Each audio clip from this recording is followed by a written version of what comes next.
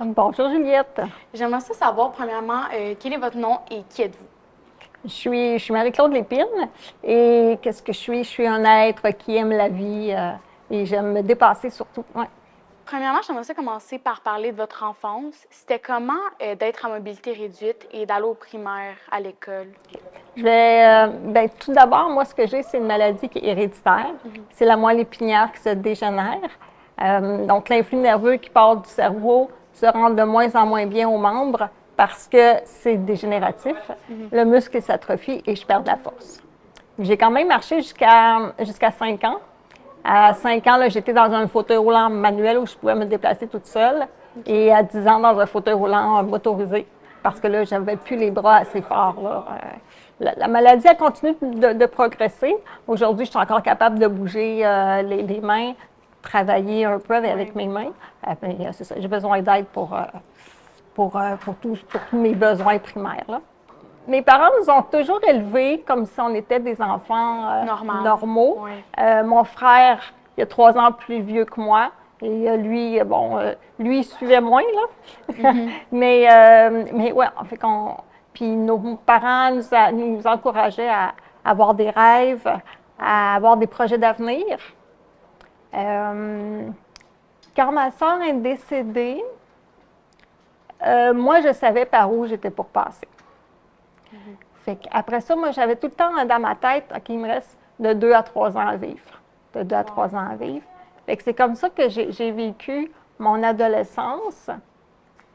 Mais comme mes parents m'avaient inculqué que j'avais un avenir, bien, j'avais quand même des projets d'avenir pareils. Fait qu'il y avait comme... J'étais ambivalente un peu. Je faisais des projets en étant consciente que peut-être que je ne les mènerais pas à terme. Puis, est-ce que vous trouvez que le regard des autres influençait comment vous vous sentiez? Oui, beaucoup. Beaucoup. Pour moi, le regard des autres m'handicape plus que ce que je suis vraiment. Je me rappelle, on se promenait au centre d'achat ici, aux Galeries Terrebonne avec ma sœur. Puis les gens arrêtaient mes parents pour leur dire que, ils me disaient, il fait donc pitié. Qu'est-ce qu'elles vont faire plus tard? Vous êtes donc courageux. Moi, là, je suis une petite fille, là, j'entends ça, là. Ça doit être tellement dur. Bien, en fait, moi, la façon que je voyais ça, c'était, eux, ils ne me voyaient pas de la bonne façon. C'était ça. Eux, ils me voyaient avec leur regard de personnes qui ne seraient pas capables de vivre en fauteuil roulant. Ça, pour moi, c'était, dès mon enfance, c'était clair pour moi, là. Quand vous êtes venu à Armand-Corbeil, est-ce que vous avez fait une visite avant d'entrer à l'école? Bien, en fait, à l'école, ici, à mon époque, c'est le secondaire 3, 4 et 5. Donc, mon secondaire 1 et 2, je l'ai fait à Léopold-Gravel. Oui. Léopold-Gravel, c'est accessible, il y a un ascenseur. Je suis allée là, il n'y avait pas de problème. Mais moi, je savais, dès le secondaire 1, je savais que j'étais pour aller à Corbeil. Parce que c'était là, par là que tous les élèves passaient. Et je savais qu'elle n'était pas accessible, cette école-là. Qu'il n'y avait pas d'ascenseur. À ce moment-là, il n'y avait pas d'ascenseur. Et là, j'ai commencé j'ai appelé l'école. J'étais jeune, là. Oui. Je devais avoir, je sais pas moi, 14 ans. J'ai appelé l'école pour savoir si c'était accessible. Ils ont dit non. Et là, on m'a dit, parce que je dis, moi, je vais aller à cette école-là lorsque je vais être en secondaire 3. Et on me disait, il y a d'autres élèves avant toi qui ont passé, qui étaient en fauteuil roulant. Et le concierge prenait les élèves dans ses bras, montait au deuxième, puis après ça, quelqu'un montait le fauteuil roulant. Et là, j'ai dit, c'est parce que moi, je suis un fauteuil roulant motorisé. Donc, ça ne se monte pas comme ça. Oui. Puis de me faire prendre, je suis adolescente, j'ai mes menstruations, de me faire prendre par un homme devant tout le monde, pour moi, c'était hors de question. Et moi, c'était fort, là. Si tous mes amis vont à Corbeil, j'ai le droit d'aller à Corbeil. On m'avait offert, Marie, tu peux aller dans d'autres écoles, dans d'autres régions. Je dis, non, mes amis vont là, moi, si je marchais, j'irais là, bien, c'est là que je vais aller. Et là, comme je voyais qu'il n'y avait pas d'ouverture, appel à la commission scolaire, pas d'ouverture, j'avais écrit des lettres. J'ai même écrit une lettre au ministre Ryan. Parce que dans le temps, le ministre responsable de l'Éducation, c'était Claude Ryan. J'avais écrit une lettre à la main. À l'époque, on écrivait à la main. J'avais écrit une lettre à la main, puis je lui donnais 10 jours pour répondre. Puis, il m'a répondu. Il m'a répondu. Oui, il m'a répondu. Il m'a dit, je suis désolée, je n'ai pas pu répondre à l'intérieur de 10 jours parce que j'étais à l'extérieur. Il dit,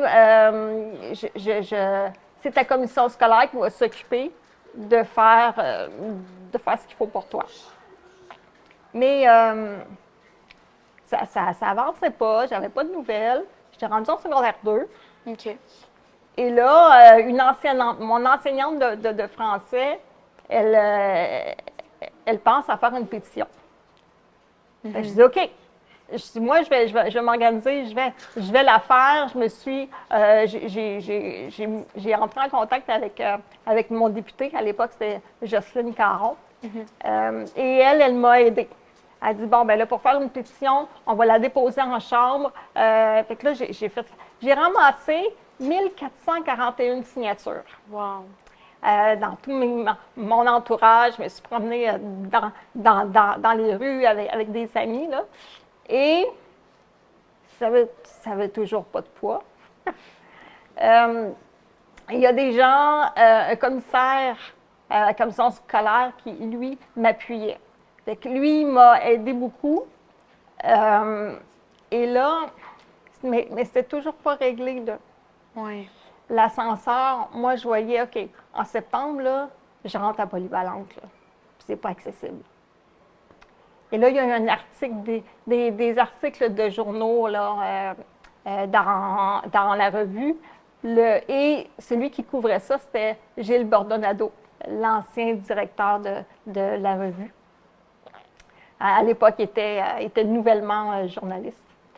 Et quand je suis arrivée le premier jour d'école, c'était toujours pas réglé.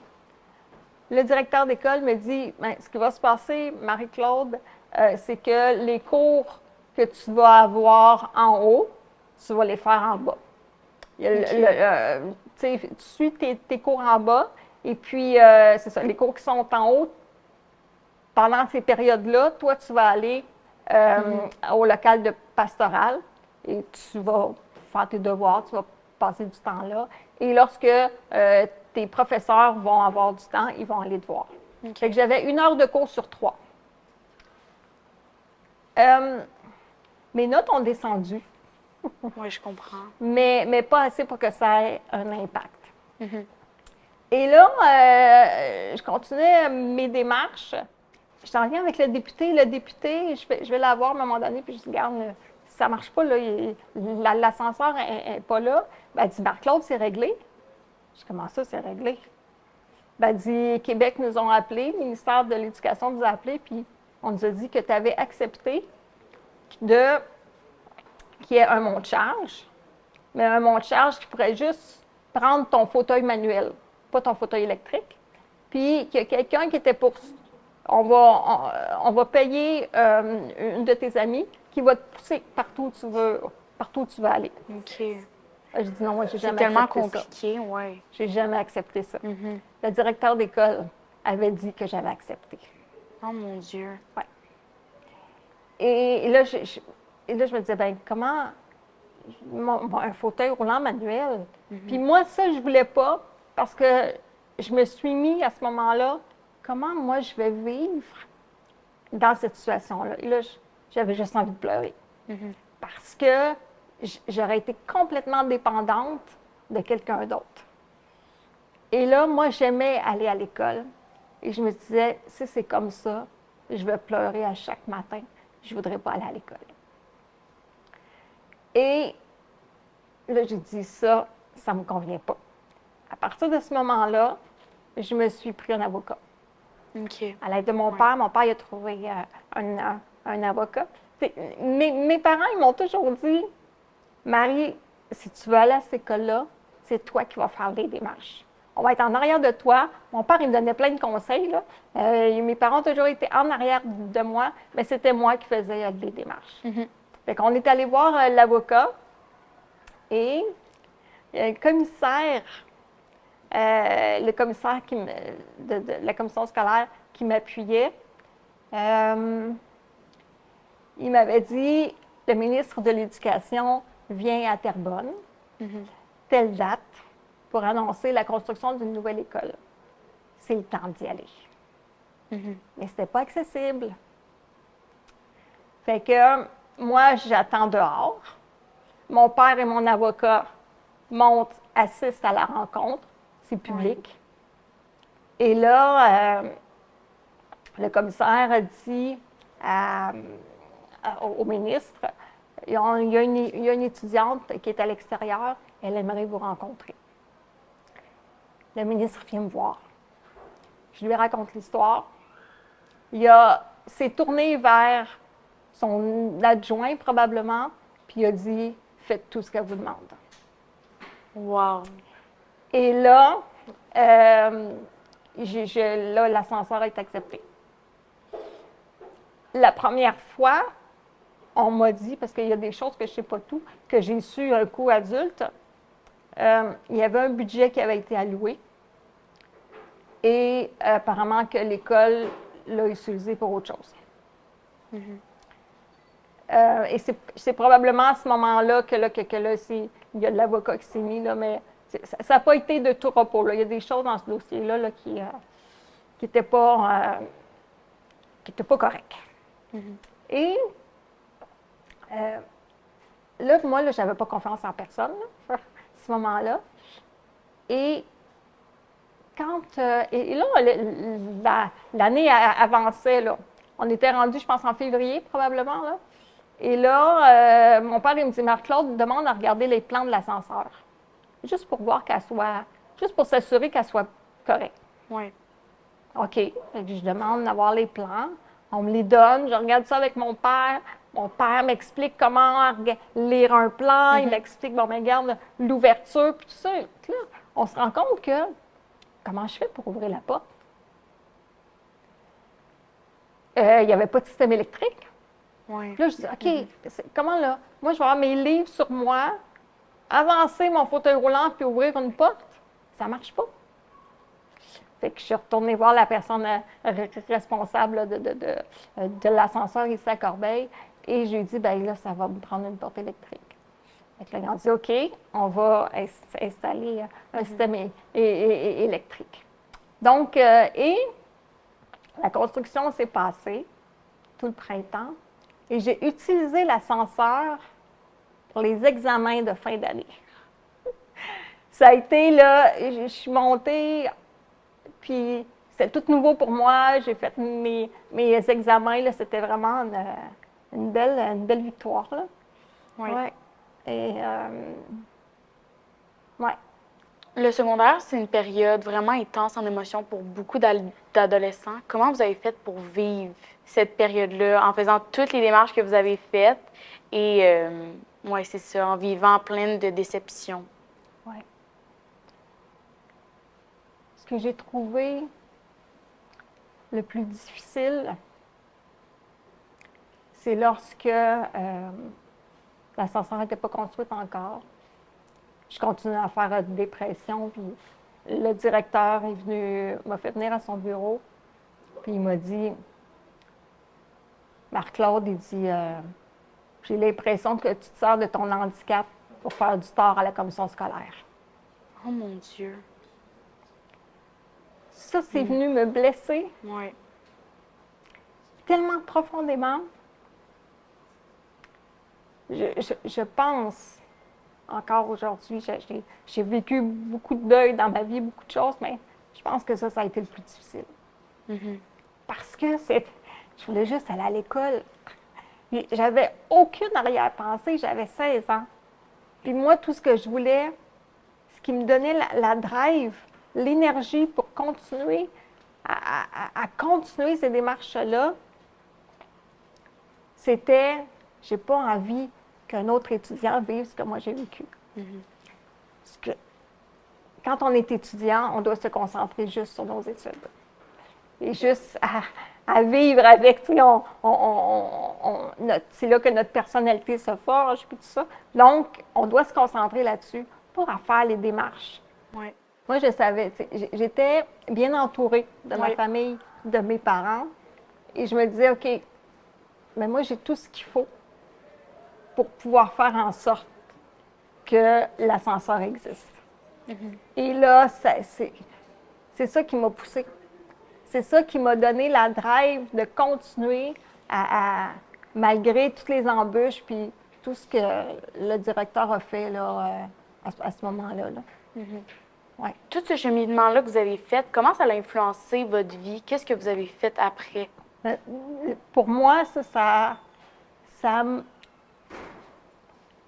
a mis des balises dans le sens où j'ai compris qu'il n'y en aurait pas de facile. J'ai compris que si je voulais vivre dans la société comme n'importe qui, il va y avoir des embûches. Et je savais que les embûches étaient pour être de plus en plus grandes parce que les défis sont toujours de plus en plus grands. Oui. Et c'est jamais juste pour moi que je fais les choses. C'est toujours, moi, j'ai le droit de faire les choses comme les autres. Si je les fais différemment, mais je veux y avoir accès quand même. Là. Il n'y a pas de raison, là, je suis un être humain comme tout le monde. Il n'y a pas de raison pour laquelle là, je ne peux pas faire les mêmes choses. Là. Pour finir, je voudrais savoir, est-ce que vous avez un message pour les adolescents qui pourraient avoir peur de foncer dans la vie? Oui. Le message, là, c'est vraiment... C'est sa vie, on se la crée.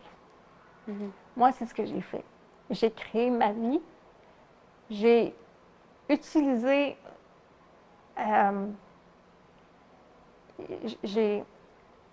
Je sais que je ne peux pas faire les choses comme les autres. Mais on peut faire les choses d'une façon différente. Il faut juste avoir l'esprit ouvert, être créatif, puis de regarder nos forces. C'est ça qu'il faut exploiter.